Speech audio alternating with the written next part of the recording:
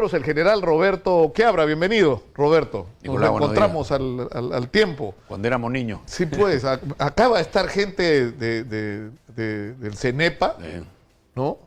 Imagínate la cantidad de años que han pasado y siguen en el olvido, trágicamente, y encima tienen el problema de la minería ilegal que está depredando su territorio, donde hay colonos armados, ecuatorianos que se meten en la frontera a sacar oro de manera ilegal en las peores condiciones, ¿no?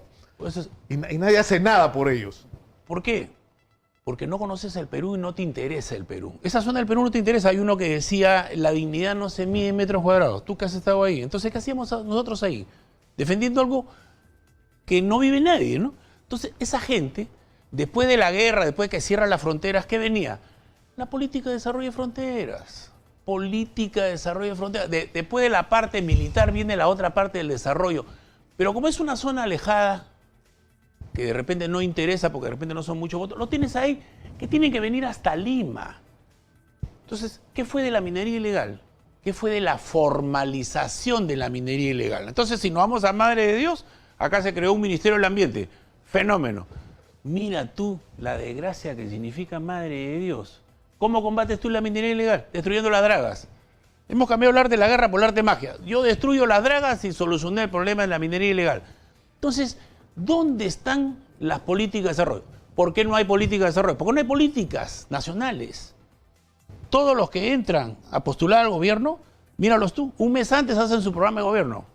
Captan gente, hacen uno que no lo van a cumplir y después de un mes quieren conocer, hacer una gira y conocer el país. No hacen vida política. Claro, pero eso, yo he escuchado tu discurso que diste en ENAPU, que tiene tiempo, ¿no es cierto? Pero tiene una... ¿Cuándo lo diste? En el 2011. 2011, fíjate tú los años que han pasado. Congresista Negreiro quería fortalecer ENAPU, era oficialista. Solo no pudo. Él inteligentemente dijo, el mar representa mucho para el Perú, hay que compatibilizar desarrollo con defensa. Solo, ahí se quedó. Pero fíjate tú, fíjate lo que está en discusión. O sea, terminó el régimen de Fujimori y Montesinos y supuestamente lo que venía después, ¿qué era?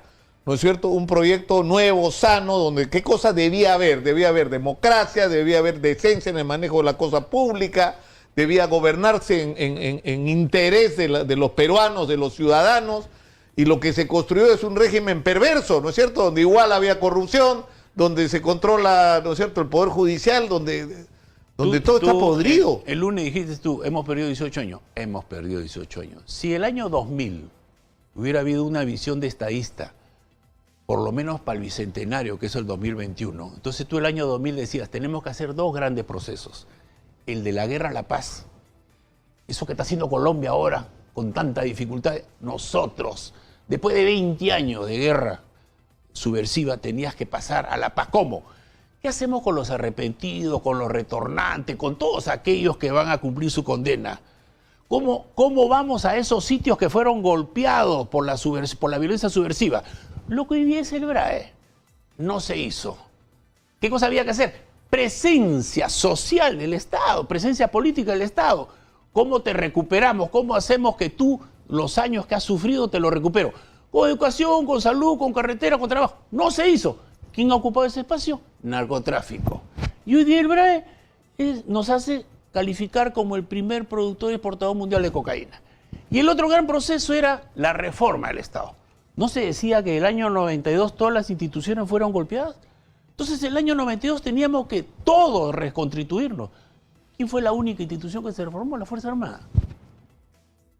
Nosotros hicimos el proceso. ¿Qué hicieron? Además, yo a raíz de la discusión esta sobre lo que dijo cuando José Domingo Pérez se refiere a Sendero, al Paso y la guerrilla, y se le tiran encima como si hubiera cometido un crimen, y a mí lo que me llamó la atención, ¿sabes qué fue, Roberto? La ignorancia sobre lo que era el fenómeno de Sendero, que es algo que el ejército tuvo que aprender solito. Porque ustedes tuvieron que aprender a punta de golpearse contra la pared, ¿no es cierto? ¿Qué diablos era esto que teníamos al frente? La culpa no la tiene el fiscal, la culpa la tenemos todos nosotros que no nos ponemos de acuerdo en lo que sucedió. Hay gente que habla de conflicto armado interno. ¿Conflicto armado interno? Si tú ves la definición de lo que dice el derecho internacional humanitario, el conflicto armado interno es una falta de respeto a los peruanos.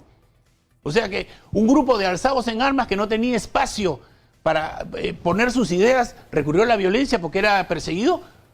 Por favor, esta fue una guerra subversiva. Dos organizaciones subversivas que querían destruir el país para sobre sus ruinas crear la República Popular Nueva Democracia. Y que emplearon, ¿qué cosa?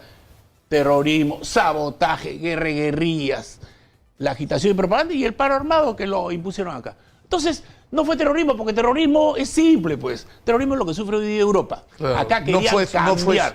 Claro, Esto fue una guerra. el problema es que, ahora, ¿sabes lo que me llamó la atención? Que yo estaba escribiendo para Exitosa, dicho de paso, una nota que he escrito y que se llama bien provocadoramente La guerrilla terrorista, ¿no es cierto?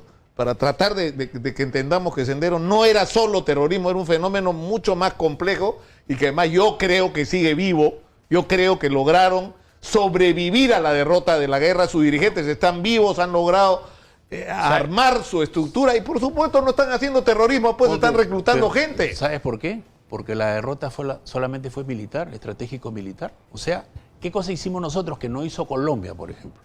Nosotros no dejamos que formaran el ejército guerrillero popular para dar ese salto cualitativo del equilibrio estratégico que lo promocionan acá. Para pasar de la defensa estratégica del equilibrio tienes que hacer un salto cualitativo y ese era que formaran ellos un ejército guerrillero popular. Es decir, que se presentaran a una unidad del ejército tipo brigada. En la vida se quedaron en grupos guerrilleros. Entonces, pero no hubo una derrota política. Porque si hubiera habido una derrota política, nunca hubiera aparecido Movadef. No nos hubieran puesto un mausoleo en la nariz. ¿Sabes lo que me llamaba la atención cuando yo decía, ¿en qué se amparaba Sendero para reclutar gente cuando decían y todos creíamos que estaban locos, que hay que prepararse para la lucha armada? Criticaban ¿qué? La corrupción, la ineficiencia, ¿no es cierto?, el abandono de los pueblos del Perú, gobernantes que estaban de espaldas. Dios mío, pero es como que la historia se repite. Es lo mismo de lo que estamos discutiendo ahora. Que no es necesario. Se la estamos dando en bandeja. A cualquier radical que no necesita llamarse Sendero, se puede llamar XXZZ. Pero si tú ves a los chicos, le dices, mira, no tienes educación de calidad, no tienes oportunidades de trabajo, mira a todos estos corruptos de cuello blanco, mira la impunidad. ¿Así quieres seguir viviendo? Cambiemos esto. Te lo llevaste, se lo regalas. Entonces, ¿qué cosa nos está faltando? Nos está fallando la fábrica de los peruanos. Todos esos problemas que tú ves con las violaciones, los asesinatos diarios, es porque nos está fallando la fábrica de los peruanos, la familia. Estamos debilitando la familia. El padre, la figura del padre, la figura de la madre. Entonces, cuando tú ves a este chico violador, no le preguntes a él, pregúntale quién es tu padre, quién es tu madre y cómo fue tu educación en tu casa. Los valores se aprenden en la casa. Cuando tú al chiquito le dices, no agarres eso porque no es tuyo, ahí. Y después viene el segundo hogar, que era cuando nosotros éramos chicos, la escuela. El Perú no necesita más colegios ni más profesores, sino más escuelas y más maestros. Colegio es la carpeta, la pizarra. Claro, el espacio. Y profesor es aquel que va, dicta su clase y se va. Escuela es el segundo hogar, donde tienes tus hermanos, tus otro tipo de hermanos que convives con ellos más tiempo que con los tuyos. Y maestro es aquel que además que te enseña, te deja enseñanza, como los grandes viejos maestros que hemos tenido nosotros, que recién lo valoramos ¿cuándo? Con el paso de los años. Tú nunca lo valoras cuando termina la secundaria. Entonces tú dices, educación. Entonces ahora se dice que para el bicentenario, el factor humano. Yo te pregunto, así como hay colegios emblemáticos de educación secundaria, ¿por qué no hay colegios emblemáticos de instrucción técnica? Si tú me dijeras, para el bicentenario, cada región va a tener un colegio. Pero Roberto, en el discurso que tú, o sea, acá hay un tema de fondo, ¿qué es lo que está en discusión, no es cierto? O sea, lo que hemos tenido 18 años después de que terminó el régimen de Fujimori y Montesinos es que se ha construido un nuevo sistema perverso de corrupción. Tú financias la campaña electoral, el señor que sale elegido, que tiene un partido que es un club electoral, que se organiza solo para elecciones, que no tiene ninguna ideología, porque no importa la ideología, lo que importa es asaltar el aparato del Estado y gobiernas para tus auspiciadores, ¿no es cierto? Y para eso has construido paralelamente un sistema de justicia que te garantiza impunidad, porque con billetes del Poder Judicial arreglas lo que sea, y el Ministerio Público, y todo y los medios. Discúlpame, los medios de comunicación, o sea, Montesinos controlaba los medios de comunicación al final y sobre todo Canal 4. Bueno, ahora Canal 4, ¿qué cosa es? O sea, es un tema incómodo. O sea, no se quiere agarrar el toro por las astas a decir, esos medios debieron perder la licencia y esos medios debieron ponerse a licitación pública. En vez de ponerse, se repartieron para articular tu nuevo manejo de la opinión pública. tú lo que dices es cierto. Todas estas organizaciones, mira los problemas que hay hoy día. Tu pregunta, ¿cuántos son políticos natos? Salvo los 5 apristas y los 5 de Acción Popular, el resto todos son un grupo invitados. Que cuando dicen, no, esto no va conmigo, me independizo. No. Entonces, ¿qué políticas quieres tú públicas de largo plazo? No. Ya, pero... Todas las políticas son de corto plazo. ¿Por qué? Cuando tú ves políticas de corto plazo es para defender los intereses. Tus intereses. ¿Por qué de corto plazo? Es por los 5 años que yo entro, yo como congresista soy lobista. Y yo como gobierno tengo que pagarle pues, a los que me auspiciaron. Entonces... por eso es que ya, pero ¿cómo rompes eso? Porque eso además, ¿sabes cuál es el problema? Que, o sea, ya, hay que reformar los partidos políticos, ¿no es cierto? Hay que hacer la reforma del Estado que tú dices. Pero lo que está en discusión es incluso algo más allá que eso. ¿Qué es lo que tenemos, dices tú? Somos ricos, coño, somos un país rico. Mira. Ya, entonces, ¿por qué si somos un país rico no nos atrevemos a discutir cómo diablos hacemos para explotar nuestros recursos mineros, pesqueros y demás, para resolver los problemas de todos los peruanos y dar el salto a ser un país del primer mundo? Porque los peruanos no saben que somos ricos, pues. A los peruanos nos han vendido de que somos un país que necesita que otro te gestione. ¿No? Decían, no, el peruano es un mendigo sentado en un banco. ¿Qué cosa significa? Al peruano le decían, oye, peruano, ¿por qué pides? Porque el peruano era así, tú vas y te tira la mano para pedir. Si tienes de todo, ¿por qué pides? Bueno, ahora más o menos el peruano sabe, el peruano no sabe gestionar. Entonces, como no sabe gestionar, todo lo alquila, todo lo concesiona, todo lo vende y se conforma con un alquiler. Entonces, cuando tú le preguntas a los chicos en el colegio, ¿qué cosa es el Perú? Entonces, ¿de qué te sientes orgulloso? Te dicen Machu Picchu, la gastronomía y ahora el fútbol. ¿No? El fútbol ha motivado la unidad nacional.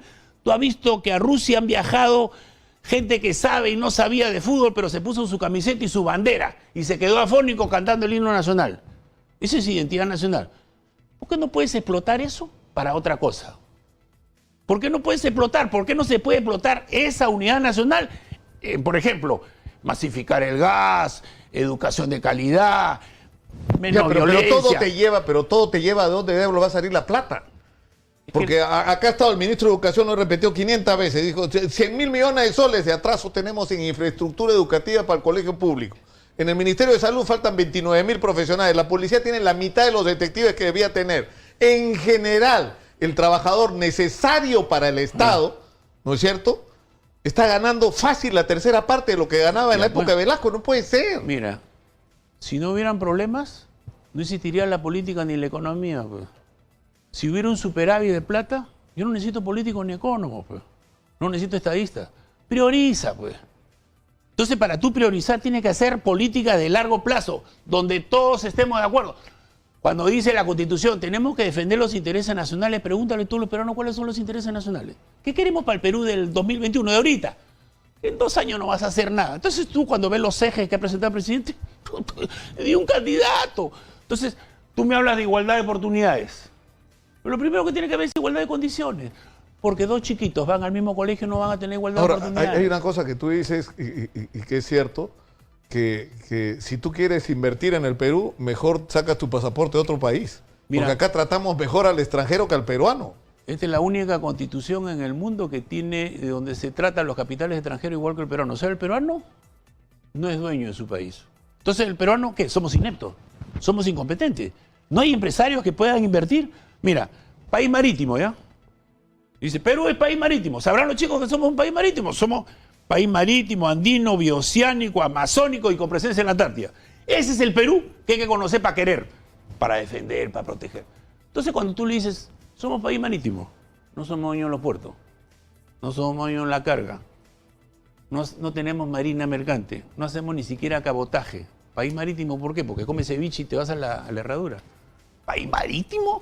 Vamos a ir a la pausa y regresamos con Roberto Quiabra, que esto está bueno. Porque la pregunta que tengo es que la gente le tiene miedo a esto. O sea, hay una pregunta que yo me hago siempre. ¿Cómo es posible que tú seas miembro de una comunidad campesina que vive hace 300, 400 años sobre ese suelo y resulta que el subsuelo donde tú vives es dueño de un señor que vive en San Isidro? ¿Cómo lo hizo? No lo sé. Y ese señor que vive en San Isidro negocia con un inversionista extranjero y entonces tú protestas porque no recibes, te vienen y te meten a la policía. O sea, alguien que me explique cómo eso es posible que ocurra. Es decir, que tú estás parado sobre un suelo donde hay oro No es tuyo. y te mueres de hambre, ¿no? Porque no es tuyo, es de otros. Eso es una discusión que hay que enfrentar con valor. ¿Ah? Si el modelo que hemos estado aplicando para explotar nuestros recursos es el adecuado. De repente fue necesario una época que nadie quería venir a invertir por la violencia subversiva. Ya no estamos en esa época, pues. Bueno, pero entrémosle a esa discusión que a algunos les pone los pelos de punta. Asústense, porque esta es la discusión que hay que enfrentar. Los recursos son de todos los peruanos y hay que explotarlos, ¿no es cierto? Con inteligencia. Pero tras la pausa, dale. Roberto, ¿qué habrá? ¿Ah?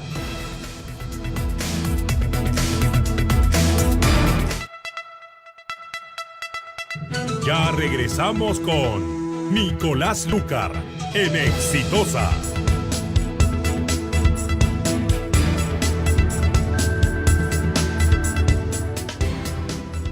Ashley, más Maija, más Rosaluz, más Juliana, no dan como resultado solo 4 niñas.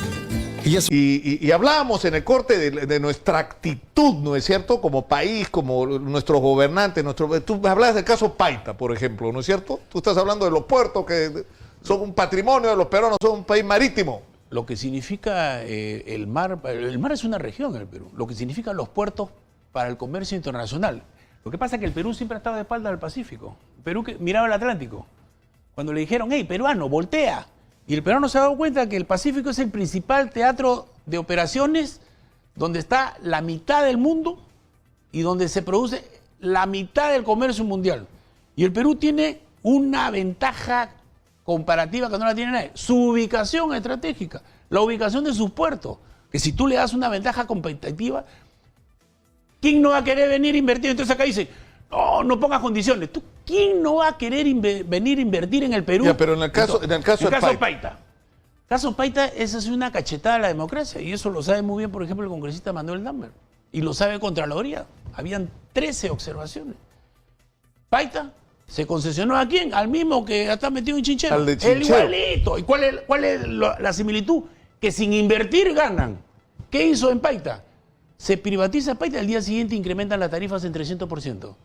Sin invertir un sol. Sin invertir un sol. Es como los peajes, o sea, la pista está hecha y yo solo cobro. Entonces, estaba en azul Paita. Había gente que quería invertir, nacional, que no, había que dárselo a otro. Y se lo dieron. Tanto es así que el ministro de Economía, Carranza, le llama la atención a quién, a Cornejo, al Jovín. Fíjate lo que estaban ahí. Ahí estaban. Paita se ha regalado el principal puerto del norte del Perú. Y ahora esa gente que te somete a un arbitraje por lo de Chinchero, ya se lo vendió a otro. Bueno, y nosotros lo dejamos. Claro, bueno, eso lo puedo decir yo que estoy afuera. Pero los congresistas, los que están en el gobierno, si a mí viene uno que me viene a hacer un arbitraje por algo que está trucho, yo pues le paro, le bajo la mano. Somos un país débil, somos un país subordinado a la potencia. Que no se respeta a sí mismo. ¿Por qué? Porque no le hemos dicho a nuestra gente que somos un país rico. Ahora, escúchame, yo no entendí, y justo estábamos hablando de eso, lo de Evo Morales, ¿no? Evo Morales pierde en La Haya, ¿no? ¡Paf! Mira, esa es una demostración de la subordinación económica y la dependencia política que existe en nuestro país con el sur. Todos nos comparan con ellos, como si ellos fueran superiores a nosotros. Evo Morales se toma a pecho su denuncia ante La Haya sobre una salida soberana al mar. Pierde. La pierde. ¿Qué hace Evo? Rapidito reacciona y se viene a Hilo a expectar la descarga de un barco grande. ¿Quién lo fue a recibir? ¿El presidente? No. ¿Vicepresidente? No. ¿Primer ministro? No. ¿Canciller? No. ¿Por qué? Porque si iban a molestar los socios. Si esa es la gran oportunidad de que toda la carga que saca Bolivia por Antofagasta Arica pase por Hilo. Hilo crecería, pues enorme. Hace rato que se quiere hacer ese bioceánico entre Santos, Bolivia e Hilo. Ahí está, congelado. ¿Por qué? ¿Quién se beneficia y quién se perjudica? ¿No se beneficia el Perú? Entonces, tenemos nosotros que hay gabinetes binacionales con todos los países limítrofes menos Brasil, que son positivos, pero han ido perdiendo su esencia. Yo no lo he llegado con Chile porque hay temas pendientes. Porque este señor que está de presidente hoy día me ha creado el caso del triángulo terrestre.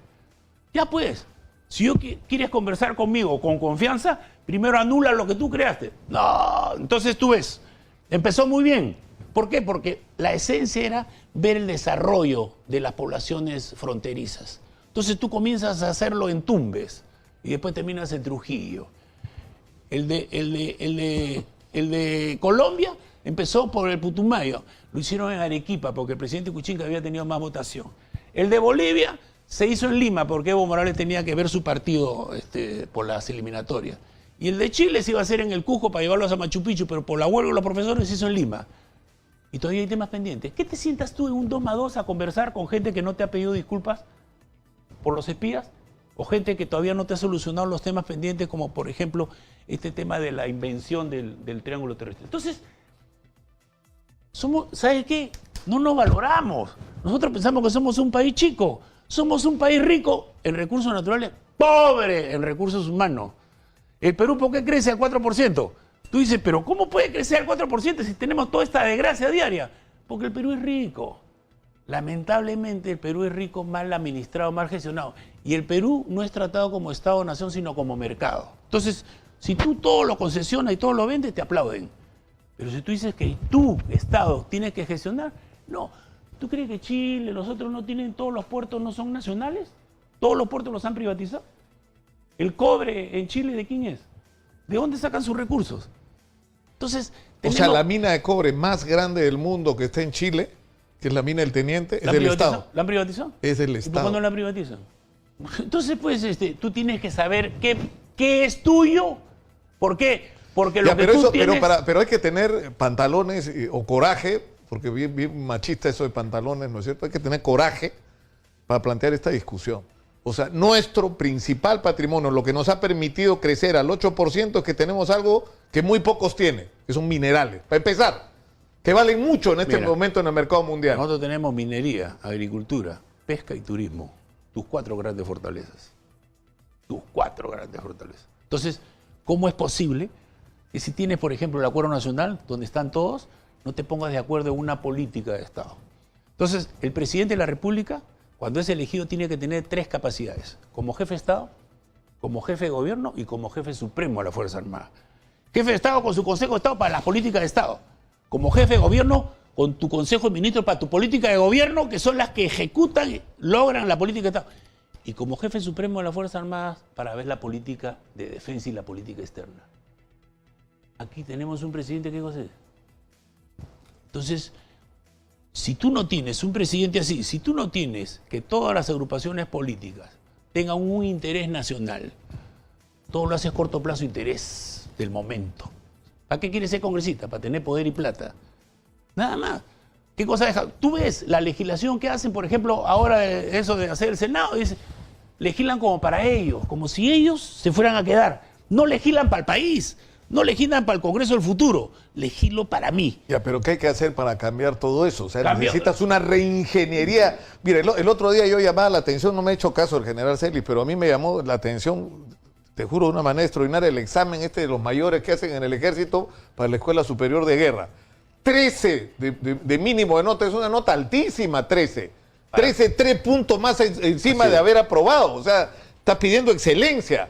El tema... Un huevo de gente pasó los 13.8, y es más, hubo tanta gente, o sea, cubriste las vacantes, pero si tú aplicaras que todos los que pasaron 13, ¿no es cierto?, ingresan a la escuela, tendrías que duplicar el ingreso al mayor. O sea, ¿eso qué significa? Que hay gente que está preocupada, que está pensando, que está... O sea, resulta que los mayores en el ejército están más preocupados pensando, estudiando más sobre los problemas del Perú que ¿no es cierto?, que nuestros políticos. Todo lo que yo te digo, ¿cuál es la ventaja? Que nosotros estamos en todos los rincones del Perú. No vamos 10 minutos, trabajamos 1 año, 2 años, conocemos costumbres, tradiciones. Para conocer la realidad nacional, anda a servir pues a todos los puestos de vigilancia, a todos los puestos de batallón, ándate 1 año, 2 años. No 10 minutos, pues. No cuando vas, sí, ya vine. Lo que tú dices, ¿qué sucede? Lamentablemente todo es vacante, pues. Porque igualito es para los ascensos. La diferencia entre un oficial y otro es muy poca, pero vacantes, pues. Tú no puedes meter, es como las universidades, pues, postulan 5.000 y entran 500. Es igualito para la escuela de guerra, que es fundamental para el ascenso a comandante y para el resto de tu carrera. Para tu vida. Lamentablemente se presentan 500. Ya, pero no te costaría nada. Si van a hacer un examen extraordinario para aumenta 50 vacantes. Pero, bueno. Escúchame, es una manera de reconocer el esfuerzo de tu gente. Mira, qué bárbaro. Es una manera... No, a mí me ha parecido, te juro, al margen de en qué termina esta historia, una extraordinaria señal. ¿No es cierto? Es que ¿sabes qué pasa? Que si así fueran los partidos políticos, nosotros ¿por qué nos damos cuenta? Nosotros todos somos necesarios, pero nadie es indispensable. Tienes tú la escuela militar que te forma nuevos oficiales, pues. Tienes tú que haces curso de teniente, capitán, de mayor, de comandante. Te van calificando, pues. Entonces, si los partidos políticos... O sea, alguna gente después de escuchar esta conversación nos va a decir golpista, pues estamos... No, para si los partidos políticos formaran Aprende. nuevos cuadros, ¿por qué tienen miedo de formar nuevos cuadros? ¿Cuántos jóvenes que pueden ser los nuevos cuadros? Porque quieren quedarse los mismos. Tienen miedo porque los jóvenes vienen mejor preparados que nosotros. Si tú a esos jóvenes, tú los preparas para ser alcaldes, gobernadores, congresistas, ministros, el Perú sería diferente. Entra un gobierno y comienza a buscar de dónde saco. No tienes. Ya, pero escúchame, Roberto, tenemos que ir terminando. Pero yo creo que la conclusión de esta reflexión es que tenemos que... Es decir, estamos enfrentados a una profunda crisis transversal de la sociedad peruana. Todas las instituciones están en crisis, ¿no es cierto? Y detrás de todo esto, o atravesando todo esto, está también en discusión si lo que hemos estado haciendo en políticas económicas y sociales era lo adecuado. Tú dices, por ejemplo, nuestro tratamiento a los inversionistas tenía justificación en un momento que nadie quería poner un sol en el Perú. Eso se acabó, Terminó. eso ya cambió. A partir del año 2000 Ahora cambia, pues. replanteamos las cosas. Ya no hay la disculpa que nadie quiere venir a invertir, pues. Ya tiene seguridad, pues. Antes decían, ¿quién va a querer venir a invertir el Perú? Ahí sí no necesitaban. El país de los cochebombas. Ahí sí no necesitaban. Ahora ya no lo necesitan porque ya todo el mundo viene a invertir. Entonces, cámbiale las reglas, pues. Impon algo. ¿Tú crees que nadie quiere invertir? Oye, si nadie quisiera venir a invertir, pero no habría tanto megaplaza, tantas inversiones en minería, la pesca. ¿Para qué no sirve la pesca, por ejemplo? ¿No? Yo de chiquito comía bonito, corvín y cojinova. Hoy día como en Baza. Todo el mundo se imagina un país rico, ¿no? Un mar rico, 2000 kilómetros de litoral. De esos chicos deben comer pescado, desayuno, almuerzo y comida. Le debe salir el fósforo por la cabeza inteligente. ¿Cuál era el Tenemos almuerzo de un desnutrición. pobre? Tu arroz con tus frijoles y tu pescadazo encima. A ver si los pobres hoy día comen eso. ¿Por qué? Porque todo se va a la harina de pescado. Pues. Entonces, ¿para qué tú quieres 200 millas si todos son orilleros, no? Todas las embarcaciones son orilleras. Nadie se va. ¿Quién se la lleva? Las grandes que están allá se las llevan toditas. No, pero se la llevan porque se las hemos dado. Porque no vas pues, tú a pescar tampoco y ni vigilas tampoco. Entonces, ¿sabes qué? No sabemos explotar lo que tenemos porque nadie les dice a los chicos. ¿Tú crees que los chicos en el colegio saben que somos un país andino, amazónico? ¿Saben lo que significa el Amazonas? Entonces, la educación es fundamental. Por eso que necesitamos maestros. Tú a los chicos les enseñas en tu casa los valores que se los refuerzas en el colegio y te solucionan un montón de problemas. Que no va a demorar. Pero hagamos pues, empecemos esta nueva generación. Yo te agradezco mucho, Roberto, por estar acá y por introducir, no sé, aire en esta casa. Dios mío, en la casa que es el Perú, ¿no es cierto? Ya estamos saturados de porquería, maestro. Ya llegó el momento de discutir qué es lo que hay que hacer para transformar este país en lo que debería ser hace rato, ¿no? Si tú no conoces algo, no lo puedes querer. Si tú no conoces tu país, no lo puedes querer. Roberto Queabra, general del ejército peruano en situación de retiro y opinólogo ahora. No, comentarista contigo nomás. Comentarista contigo. Muchas gracias, Roberto, No, por a ti, estar la acá. verdad. Y nos vamos a las redes sociales.